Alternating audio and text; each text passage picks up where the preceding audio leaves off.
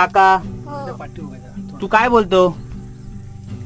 अरे पाठव ना गजा. चावी घेतोय चावी. गाडी पाहिजे तुला? सर तू ग्लास दे त्याला चांगला. नाही. अरे ते चावी घे ना गजा. असं काय करतो तू उगाच गळ्यामध्ये टाकायचं? बाय. घेऊ मी काय करतो तू? भूक लागली तुला? अरे गजा चावी तू येडा आहेस का रे? हो तू बघा ना दे दे काळू दे चावी दे. हा असं होते सर.